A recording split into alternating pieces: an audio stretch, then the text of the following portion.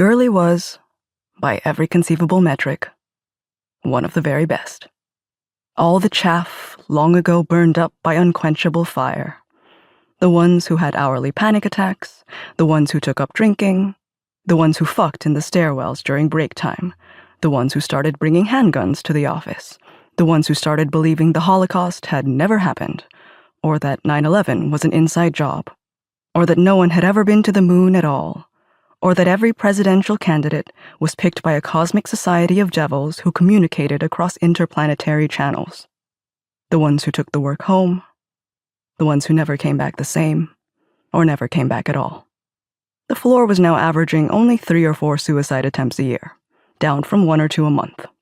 The ones who remained, like her, were the wheat. The exemplars, tested paladins, the ones who didn't throw up in the hallway and leave the vomit there. They'd been, to continue speaking of it biblically, separated. None of the white people survived. Not that there were that many of them to begin with. Young middle-class hopefuls bulging with student debt, they'd shown up around the time the position was still being called process executive, back when the site was still in the Bay Area, back when she still lived in the Bay Area, back when any of them still could.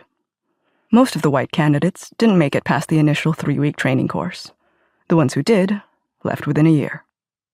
The majority of the workers had been Filipinas, with a smaller minority of Cambodian, Indonesian, Laotian, Vietnamese workers, people who knew about the job through that reliable network still unmatched by LinkedIn, otherwise known as family.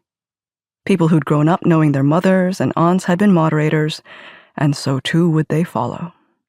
Sometimes, a particular year, she'd started to think of her surviving cohort as a kind of graduating class, although what they were graduating from or toward, she did not know.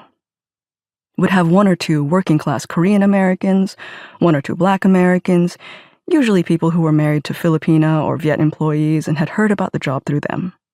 Of the 200 or so who worked at the Vegas site, nearly all were women. Nearly all the women were Pinay. To pass her final assessment, Girlie'd had to stand in a conference room of no great nor small size, indistinguishable from the 9 other conference rooms in the building, and, in front of her peers and potential future colleagues, moderate a video of a tied-up and blindfolded young girl of about 6 or 7, who was being made to fillet an unseen man. The girl had bruises along her shoulders. The man, who was recording and audibly enjoying the act, had gray in his pubic hair. The trainees had already been reminded that they wouldn't be allowed to pause the video or remove the audio during their presentation. Earlier that morning, a young Cambodian-American trainee who wore 3 soft friendship bracelets around his left wrist, 2 fraying, 1 new, had moderated a video of a young man, about the same age as himself, being stabbed multiple times, gurgling bright blood into a champion sweatshirt as he abortively begged for something, not quite yet his life. In the middle of his presentation, the young trainee, without pausing the video, discreetly crouched behind his podium to throw up into a waste paper bin he'd presumably positioned there for this very reason. By the time it was Girlie's turn, the room still smelled of pepperoni and bile.